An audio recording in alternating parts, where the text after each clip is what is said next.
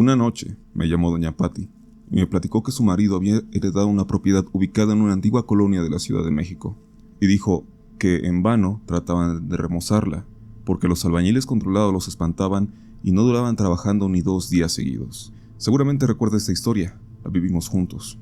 Doña Patti y su marido, incrédulos, decidieron pasar una noche en el inmueble, pero esta fue la más terrible experiencia de sus vidas. Desde que entraron a la casa, tuvieron la extraña sensación de que eran observados y sintieron miedo, acompañado de un frío especial, pero ellos, al fin escépticos, no dieron mayor importancia a estos hechos. Las horas pasaban y sus ojos permanecían abiertos. Después de dar varias vueltas en la cama sin conciliar el sueño, justo a las 2:30 de la mañana, el frío se agudizó, y en ese momento, una horrible sombra de 2 metros se manifestó frente a ellos, a la vez que escuchaban un desgarrador alarido. Era un ser diabólico que se abalanzó sobre el marido de doña Patti y lo inmovilizó de inmediato. La señora saltó de la cama atemorizada, pidiendo auxilio, y tenebrosamente los muebles y objetos del cuarto empezaron a vibrar como si tuvieran vida propia. Con un esfuerzo desesperado, el señor logró librarse del extraño ente, y la pareja salió despavorida a la calle, él en calzoncillos y ella con su delgada bata, de modo que dejaron su ropa, otras pertenencias y sobre todo las llaves del auto estacionado en la calle. Más tarde, sin comprender lo que había pasado y aún sin recuperarse del susto, en forma desesperada pidieron ayuda a una patrulla de policía que pasó por el lugar. Los policías no creyeron lo que el matrimonio contaba, y por la forma en que los encontraron, pensaron que la pareja estaba alcoholizada o drogada, así que llamaron refuerzos. Enseguida llegaron 2 patrullas más, y después de hacer preguntas y más preguntas, propusieron a los propietarios entrar a la casa, ya que estaban seguros de que se trataba de delincuentes que habían espantado al matrimonio para ahuyentarlo y robarle. Más tarde, 6 policías entraron tras forzar la puerta y el matrimonio quedó resguardado en la patrulla. Transcurrieron 4 o 5 minutos y se escucharon 3 balazos dentro de la casa. En medio de gritos y desconcierto, los gendarmes salieron corriendo alarmados, pálidos y con caras de angustia. Hasta parecía que habían visto al mismísimo Pingo. Uno de ellos se resbaló en la puerta, se golpeó en la cabeza y sufrió una herida, a lo que no dio importancia, ya que se levantó y rápidamente entró a su patrulla. Solo Dios y los policías saben qué vieron dentro de la casa. El jefe se dirigió al matrimonio. «¿Quién sabe qué tiene esta casa?», dijo. «Si gustan, los llevamos a un hotel o a otro lugar, pero no volveremos a entrar». Como el matrimonio no tenía otro lugar propio a donde ir en esta ciudad, pues residían en Aguascalientes, llegaron al departamento de la hermana, doña Patti, y, agitados, le narraron lo sucedido, cosa que la hermana no creyó. El marido de doña Patti juró que no volvería a entrar a esa casa y se limitó a enviar por sus pertenencias y las de su esposa al otro día. Después, la señora se comunicó conmigo para que le ayudara a encontrar una explicación lógica de lo ocurrido.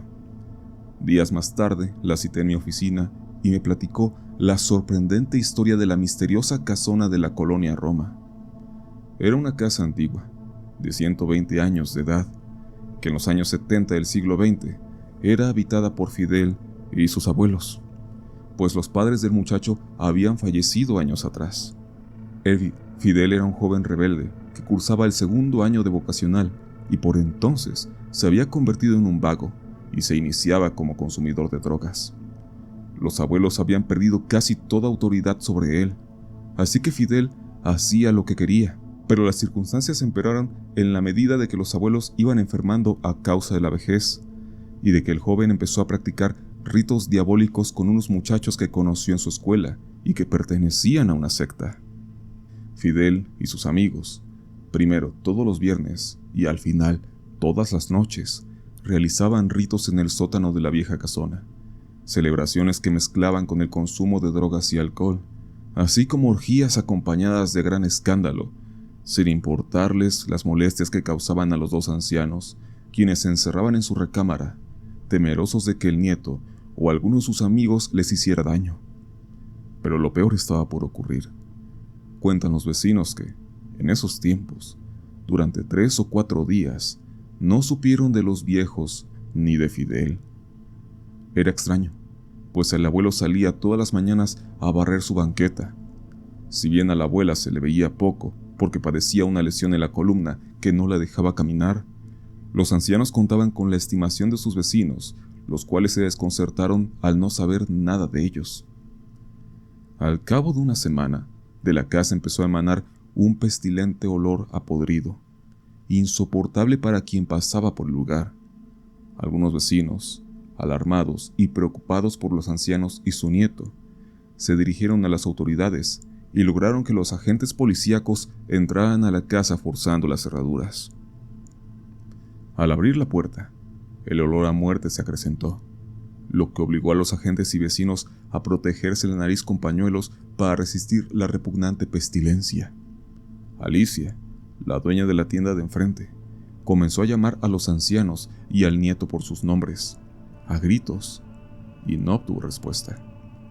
Llenos de incertidumbre, los agentes, Alicia y algunos vecinos subieron al primer nivel, donde se encontraban los dormitorios, y descubrieron que la recámara de los abuelos estaba abierta.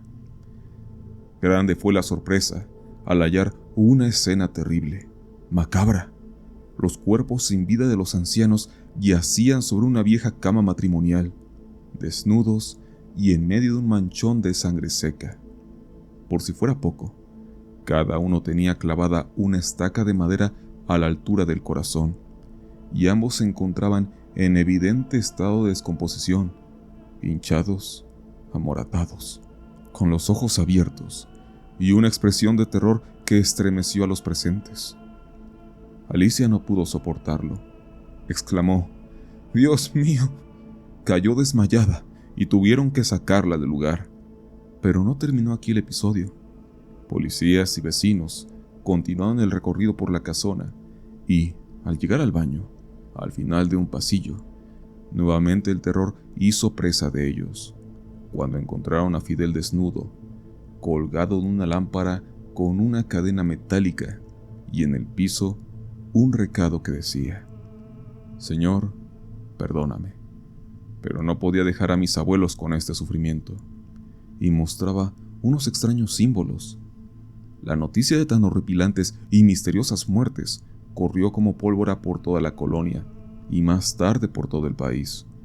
Fue una de las notas importantes de los periódicos y noticieros de aquellos años. La vieja casona de Fidel fue clausurada por las autoridades y abandonada más de una década, hasta que, a mediados de los años 80, doña Patty y su marido ganaron un juicio intestamentario y fueron designados por el juez herederos de la propiedad. Pero al paso del tiempo, se convencieron de que se trataba de una casa maldita. Era una situación incomprensible para doña Patty y su marido. Aunque la historia era increíble, la angustia y desesperación de la señora me habían conmovido. Así que, con mis productores, Gina e Ignacio, acordamos que en 3 días visitaríamos la casa en compañía de los parapsicólogos que en ese tiempo nos asistían y haríamos una transmisión en vivo de lo que allí ocurriera. El día llegó y, como es costumbre cuando hago este tipo de visitas, me protegí con ayuno y unas oraciones que años atrás me había entregado un amigo que es ministro de la Iglesia Católica. A las 9:30 de la noche llegamos un chofer, un fotógrafo y yo a bordo de una camioneta de la empresa radiofónica. En el lugar se encontraban doña Patty, el doctor y el profesor, nuestros asesores en parapsicología, en una noche con una enorme luna llena sobre un cielo despejado. En el ambiente se dejaba sentir, más que preocupación, un ligero miedo por los horripilantes hechos que habían ocurrido en el interior de esa casa vieja. La dueña de la casa nos advirtió que no entraría con nosotros, y en el momento en que nos abrió la puerta, ya estaba lista la comunicación con la emisora a través de red de teléfonos celulares. Todo estaba preparado para lo que sería la primera transmisión de radio en vivo desde una auténtica casa embrujada. En la cabina, mi amigo Modesto, quien me suplió en la conducción de ese programa, se mostraba intrigado por lo que pasaría en las próximas horas. Realizar una transmisión con esas características no era tarea fácil, ya que nadie sabe cómo responder ante un susto del más allá. Iniciamos nuestro recorrido. Primero encontramos un gran recibidor que, en el fondo, dejaba ver algunos muebles que algún día habían servido en la sala y el comedor. Antes, manipulamos los interruptores que nos indicó doña Patty, pero la luz no era suficiente, ya que algunos focos estaban fundidos. En el centro del lugar colgaba del techo un hermoso candil, y la parte central del piso estaba cubierta por un tapete que parecía muy antiguo y muy caro. El ambiente se había tornado tenso, pesado. El profesor se separó del grupo y comenzó a subir una escalera que conducía al primer nivel. Inesperadamente, un alarido aterrador nos quitó la respiración y le indiqué al profesor que se reintegrara al grupo. No sabía qué pensar. Había vivido varias experiencias sobrenaturales, pero en este caso en especial, dentro de mí se alojaba el extraño presentimiento de que alguien muy malo y poderoso nos esperaba. En ese momento cruzaron mi mente varias ideas encontradas, y llegué a pensar que todo era una broma de muy mal gusto, tramada con el propósito de burlarse de nosotros y del programa. Y, en ese instante preciso, ante nuestros ojos, un jarrón se deslizó unos 20 centímetros sobre un mueble, sin que aparentemente nadie lo moviera. El ambiente se tensó más, mientras el termómetro del doctor, quien se hallaba a mi lado, señaló que intempestivamente la temperatura había bajado de 18 a 10 grados centígrados. Quise accionar mi cámara para captar los hechos, pero el artefacto no respondió. No me quería quedar con la duda, así que me acerqué al jarrón y observé que su movimiento había dejado marcada la trayectoria en el polvo que cubría la vitrina de caoba sobre la cual estaba colocado. Y para mi sorpresa, no existían hilos o algún mecanismo que lo movieran. Para no entrar en estado de sugestión, pensé que había visto mal y todo era producto de mis nervios. El profesor portaba un medidor de campos electromagnéticos que nos indicaba actividad energética. Al orientarlo, nos llevó al viejo tapete que había en la entrada. El doctor lo levantó por una esquina y nos sorprendió ver una estrella de 5 puntas con signos raros. Sacaron una brújula y por la posición nos dimos cuenta de que este símbolo era de oscuridad, lo cual parecía indicar que allí se realizaron algún día misas negras y otros ritos demoníacos. El frío y un extraño olor a humedad, a podrido, eran muy presentes en la casa. Después de que los parapsicólogos realizaron algunas anotaciones y observaron los símbolos que contenía la estrella que estaba bajo la alfombra, decidimos subir al primer nivel, donde se encontraban los dormitorios. Lo hicimos en penumbras, pasando sobre la alfombra café con dibujos que a cada paso despedía polvo, pues mucho tiempo estuvo abandonada. La temperatura bajaba significativamente. Caminamos con cautela por un largo pasillo y encontramos la recámara de los abuelos. Intenté encender la luz, pero el foco estaba fundido. Solo alcanzábamos a observar el interior gracias a la luz del pasillo que se filtraba por una de las ventanas. Vimos una vieja cama matrimonial de latón, la cual solo tenía un colchón azul con rayas blancas y unas grandes manchas negruzcas. Al iluminar las manchas con una pequeña lámpara, nos dimos cuenta de que era sangre seca. El panorama era muy tenebroso y, para más, se escuchaba en una de las paredes cierto golpeteo que adjudiqué a la casa contigua.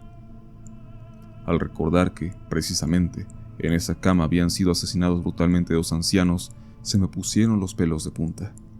En el muro de la derecha se encontraba un gran closet de madera, dividido en 2 partes. Justamente cuando el doctor lo abría, la puerta se cerró azotándose. Primero pensé que el profesor la había azotado, pues se encontraba cerca de ella, pero me extrañó que dijera: «Esa puerta se cerró sola». La preocupación y el miedo se apoderaron de mí. Existía la posibilidad de que alguien ajeno a nosotros la hubiera cerrado y estuviera detrás jalándola, por lo que me asomé por la ventana que daba al pasillo para, según yo, descubrir a ese alguien, mientras el profesor intentaba desesperadamente abrir la puerta. Gran sorpresa me llevé al cerciorarme de que nadie se encontraba del otro lado de la puerta. Solo Dios sabía quién la estaba cerrando. Inmediatamente nos acercamos el doctor y yo para ayudar al profesor a jalar la puerta y abrirla. Después de varios intentos, al fin lo logramos. Traté de aplicar la lógica y me dio por creer que, en un descuido, el profesor la había empujado y, al cerrarse, tratándose una puerta muy vieja, el cerrojo se había corrido, quedando trabado. No le dimos mayor importancia al asunto y salimos de la habitación en un silencio que significaba el desconcierto por lo que hasta ese momento habíamos experimentado. Entonces, entramos a lo que fue la recámara de Fidel. En ese lugar, sentí un escalofrío y enseguida un vacío en el estómago que me produjo muchas ganas de vomitar. Siempre que siento algo así, rezo mentalmente. En este caso, porque sabía que se trataba de signos inequívocos de que algo muy malo se encontraba custodiando el lugar. Aquí, la luz iluminaba más que en la otra habitación, aunque el foco del cuarto tampoco servía. Una de las bombillas del pasillo se encontraba más cerca. Observamos una cama individual con un colchón sin cobijas. Había más desorden que en la recámara anterior. Polvo, basura y un olor a podrido más intenso que comenzaba a escocer nuestras gargantas. Me encontraba aproximadamente a 1 metro de la cama y de pronto empezamos a escuchar algo así como arañazos dentro de un ropero que se encontraba semiabierto. La temperatura comenzó a descender aún más y llegó a los 5 grados según el termómetro del doctor. En verdad, era un lugar que daba miedo y asco. Luego notamos unos ruidos debajo de la cama, primero débiles, pero en pocos minutos subieron de volumen. Nos llevamos una gran impresión cuando, increíblemente, la cama comenzó a brincar.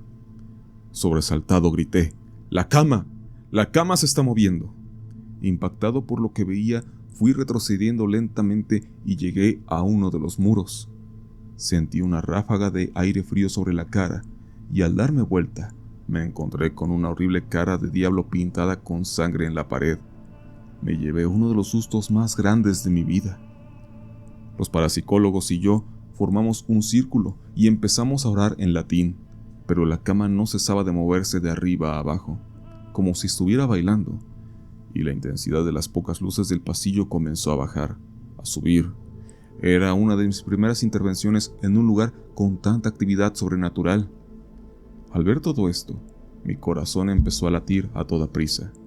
Mi respiración era agitada. Estaba a punto de entrar en pánico, y por fin la cama empezó a detenerse. Los parapsicólogos me dijeron que siguiera orando y que no debíamos separarnos.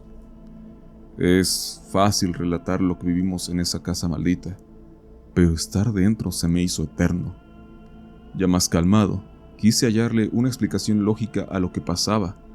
Por un momento creí que alguien se encontraba debajo de la cama y la movía. Cautelosamente me acerqué para investigar y no había nadie. Entonces, como segunda opción, pensé que había un mecanismo, tal vez unos alambres que hicieran que la cama se moviera, pero tampoco hallé nada. Finalmente quedé convencido de que el ser o los seres que se encontraban en aquella habitación poseían gran poder. Pensé en salir de la casa, pero me aterraba el hecho de atravesar solo el pasillo y la sala en penumbras. Elegí quedarme y le dije al doctor que mejor saliéramos, pero me respondió que forzosamente debíamos terminar lo que habíamos iniciado. Agregó que pensar en la protección de Dios y no me preocupara.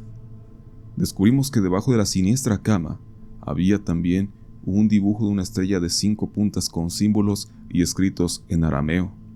Los parapsicólogos dijeron que eran invocaciones satánicas y decidimos dejar la cama en su lugar. El doctor se dirigió al ropero y encontró un libro de magia negra. En ese preciso instante, una sombra de 2 metros comenzó a manifestarse y salió del ropero. Era como un gran cuerpo de humo negro que se desplazó lentamente hacia el muro contiguo y desapareció. Luego surgieron 3 esferas luminosas que, flotando ante nuestras atónitas miradas, se desvanecieron. Nunca había visto algo parecido, y por más que me esforcé en no mostrar terror ante lo que se nos presentaba, el público que escuchaba en vivo la transmisión de radio puede dar fe de lo que sentía yo en ese momento. Oramos hasta que el frío y el olor pestilente casi desaparecieron. Entonces bajamos. Me sentía muy mal, con ganas de vomitar, un intenso dolor de cabeza y muy mareado. por lo que los parapsicólogos accedieron a que abandonáramos la casa. Al salir, el doctor me revisó y me dijo que mi presión arterial estaba baja y era conveniente que me fuera al hospital. Todo me daba vueltas y creí que me iba a desmayar. El doctor llamó por teléfono a sus compañeros de un hospital cercano y me internaron y salí al día siguiente. El doctor y el profesor se quedaron una hora más y descubrieron que el sótano de la casa era el lugar de reunión, donde algún día se celebraron misas negras que a la larga fueron la causa de tanta tragedia y hechos sobrenaturales.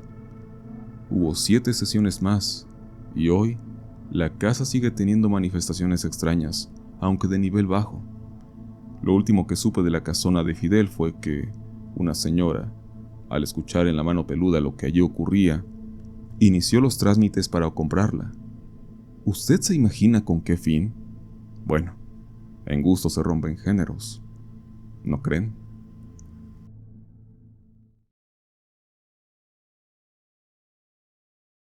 Arturo, un trabajador del metro, como cada tercer día, citó a su novia, Angélica, en una estación subterránea de ese medio de transporte. En ese lugar, el día anterior, había ocurrido un terrible accidente en el cual un hombre murió despedazado al caer a las vías del tren. Al llegar la novia, Arturo le contó lo sucedido y la llevó al sitio preciso donde el hombre había muerto. Todavía se observaban grandes manchas de sangre seca. Angélica, al escuchar la narración de su novio, se empezó a sentir mal. Extrañamente, la cabeza le comenzó a doler de una manera intensa y se sintió mareada, lo que hizo que Arturo la llevara a su casa. Días más tarde, Angélica, aunque siempre había sido escéptica, tuvo sus primeras experiencias sobrenaturales. Primero llegaron unas pesadillas en las que un hombre descarnado le quería hacer daño. Luego, sentía que se sentaban en su cama y la descobijaban.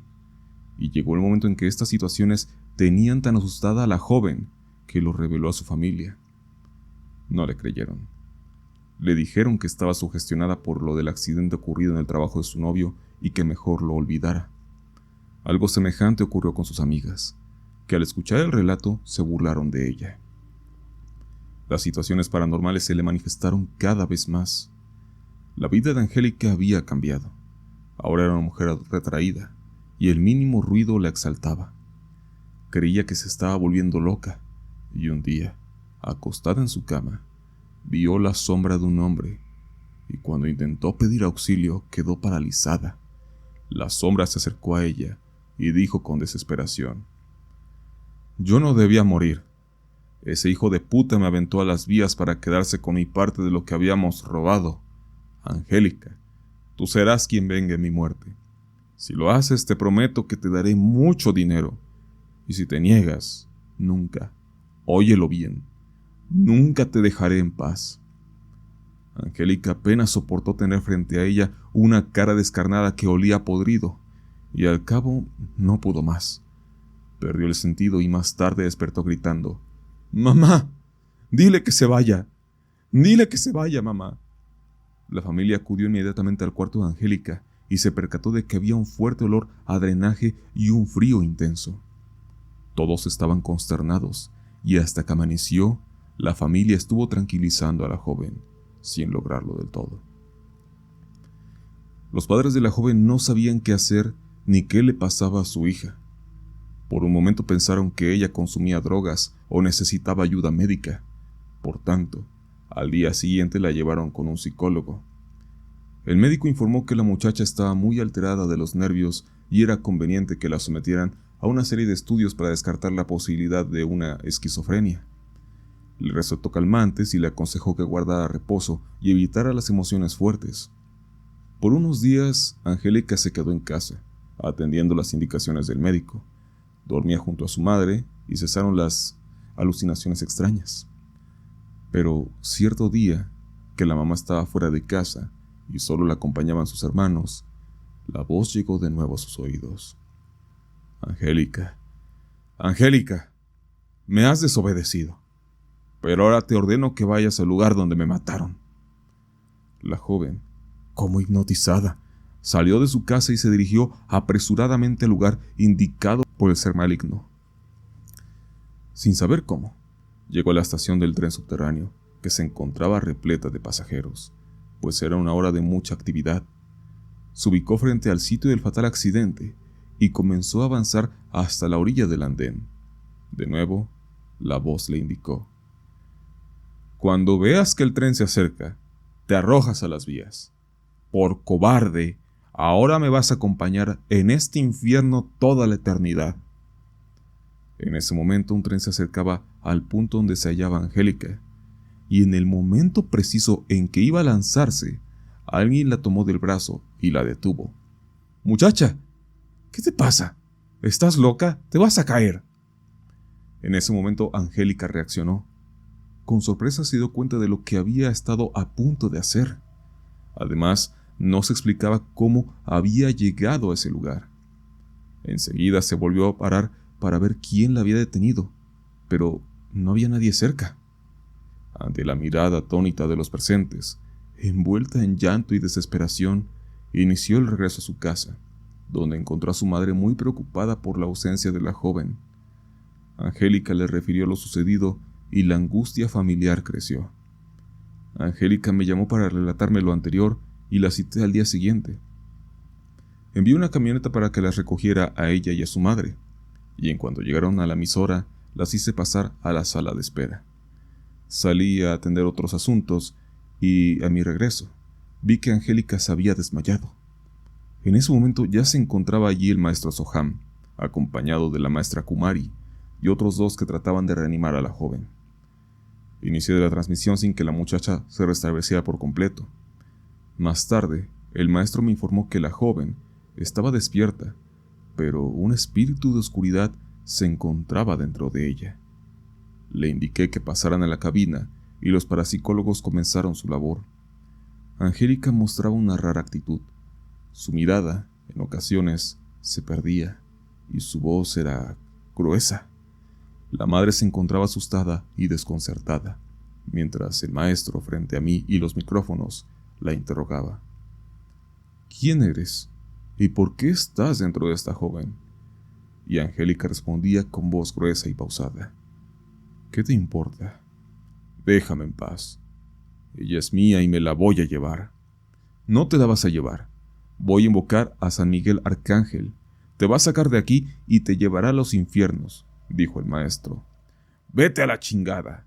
Ni tú ni nadie podrá impedirlo». Y nuevamente Angélica se desmayó. La mamá lloraba desconsolada y le pedí a mi productor Ignacio Muñoz que la sacara en la cabina, porque se estaba poniendo muy mal. La verdad, era una situación de miedo y muy tensa.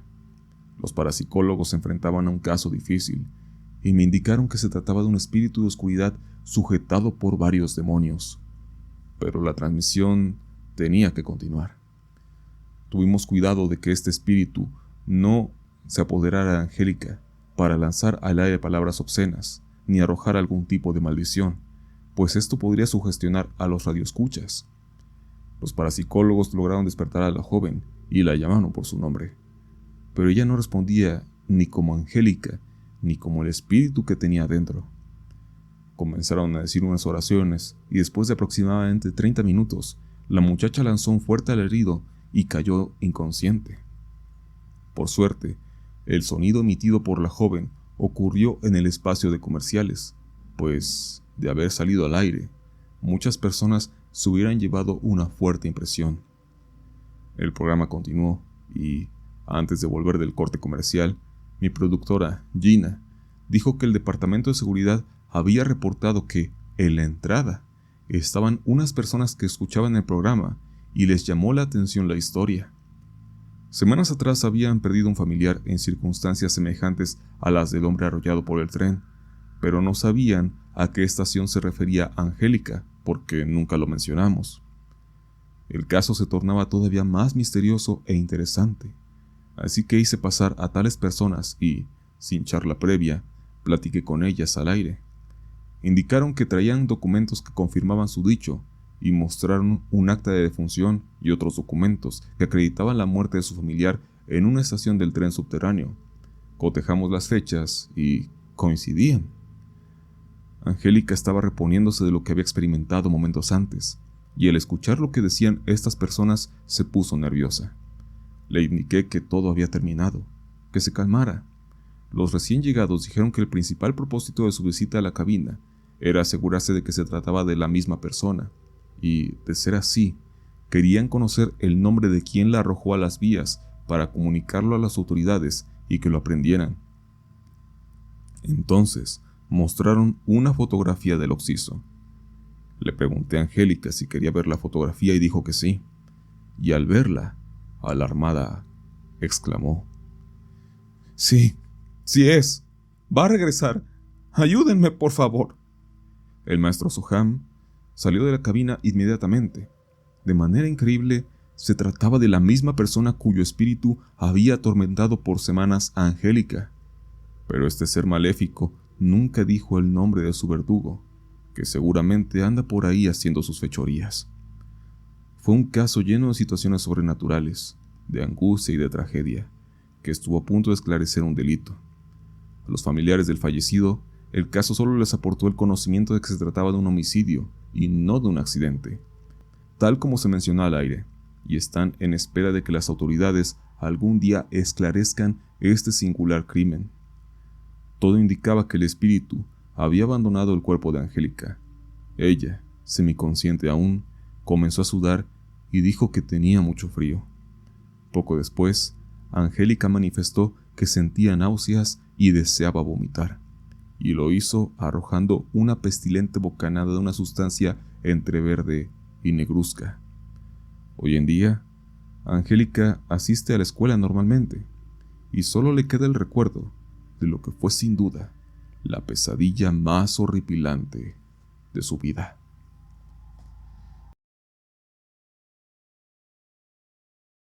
Silvia, joven provinciana originaria de una zona rural del centro del país, emigró a Estados Unidos para trabajar, convencida de que ahí se encontraba su futuro. Para hacerlo, tuvo que desafiar a su madre, a quien le disgustaba la idea, pues su hija apenas había cumplido 19 años. El 10 de enero, Silvia llegó a casa de su primo David, quien llevaba 10 años residiendo en el lugar.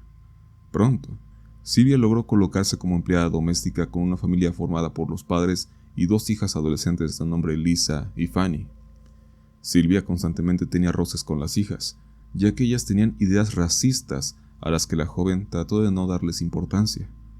Al paso de los meses conoció en detalle el estilo de vida de la familia, con el cual no estaba muy de acuerdo. Sobre todo, le preocupaba que las hijas, casi todas las noches, realizaran rituales extraños en sus habitaciones. Cierto día, Lisa y Fanny se fueron como de costumbre al colegio, y Silvia se dispuso a arreglar su habitación como todas las mañanas. Pero esa ocasión fue especial. La joven encontró en el piso 3 muñecos de trapo con alfileres, y como estaban en el piso, creyó que ya no sabían y los tiró a la basura. Un gran problema se originó cuando las colegialas regresaron y no encontraron sus misteriosos muñecos, más cuando se enteraron de que Silvia los había arrojado a la basura. No quisieron acusarla con sus padres, pues no deseaban que se enteraran de sus actividades de brujería. Optaron por amenazarla, advirtiéndole que se iba a arrepentir de lo que había hecho, pues una maldición muy fuerte caería sobre ella. Silvia, aunque se atemorizó, trató de olvidar las amenazas y continuó trabajando. Pasaron varios días. Una noche, cuando se disponía a dormir, tuvo un horrendo sueño. Experimentó la situación más espantosa de su vida al sentirse violada por un monstruo mitad hombre y mitad macho cabrío, que con voz cavernosa le dijo: «Eso querías, maldita. Ahora serás mía y pagarás por tu error».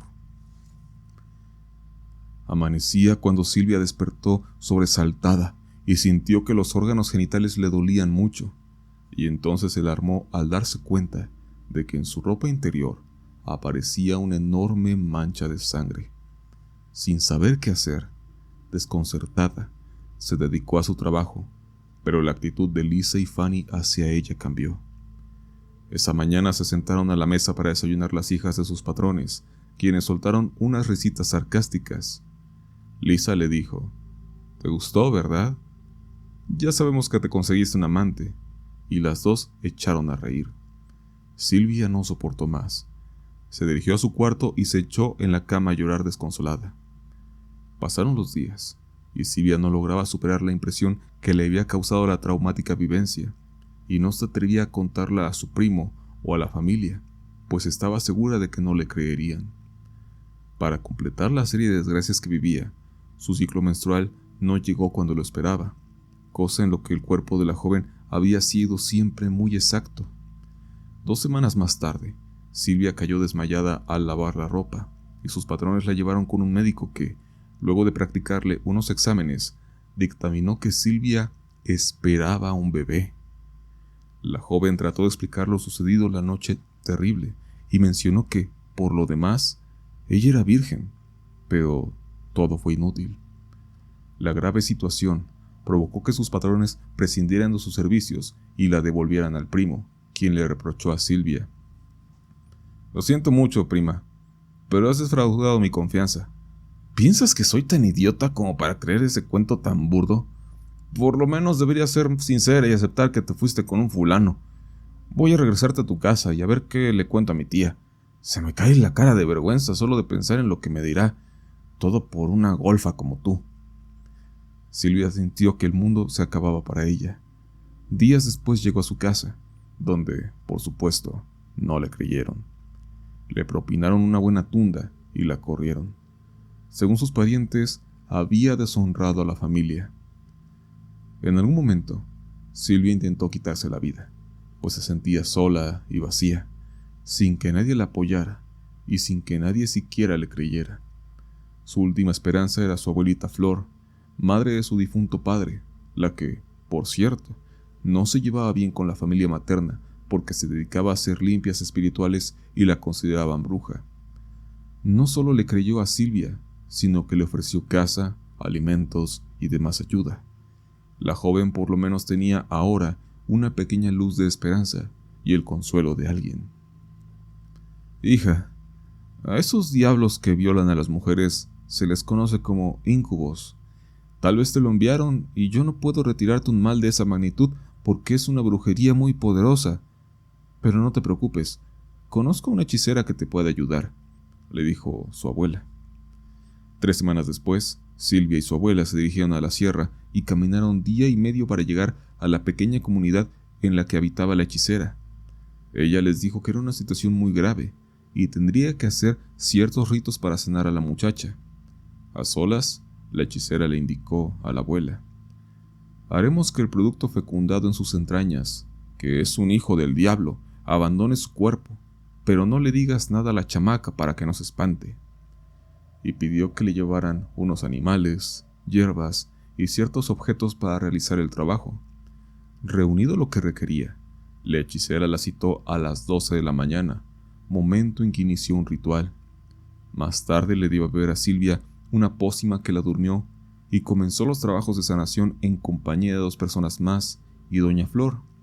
Al cabo, los presentes se llevaron una gran sorpresa cuando vieron que del cuerpo de Silvia salía un pequeño monstruo sin vida. El pequeño cuerpo estaba cubierto de escamas. Por la boca grande se asomaban enormes dientes y tenía patas de cabra. La hechicera tomó los restos del monstruo y los arrojó a una fogata, a la vez que pronunciaba palabras extrañas a manera de rito. Las llamas se elevaron casi 3 metros ante el asombro de doña Flor. Horas más tarde, Silvia recobró el conocimiento y al preguntar qué había sucedido, su abuela le dijo que ya la habían curado, pero tenían que permanecer en esa comunidad cuando menos 3 días para que se repusiera físicamente y pudiera trasladarse a su casa. Pasaron la primera noche en una casa de huéspedes. Al amanecer, los pobladores del lugar despertaron para enterarse de un hecho trágico. Una anciana había aparecido muerta en el monte, cerca de la comunidad. La noticia corrió como pólvora y doña Flor y su nieta despertaron cuando por la calle pasaba un hombre gritando: «¡Mataron a la bruja! ¡Mataron a la bruja!». Doña Flor salió de la casa y siguió a las personas que se dirigían al monte. Vaya sorpresa que se llevó al observar el cuerpo de la hechicera que, un día antes, había ayudado a Silvia. Tenía las extremidades separadas del cuerpo, como si las hubieran arrancado de tajo, y los ojos estallados tal vez a golpes, y una gran estaca le atravesaba el tórax. La espantosa escena la dejó muda. No podía creer lo sucedido, y más la aterraron los comentarios de decenas de curiosos.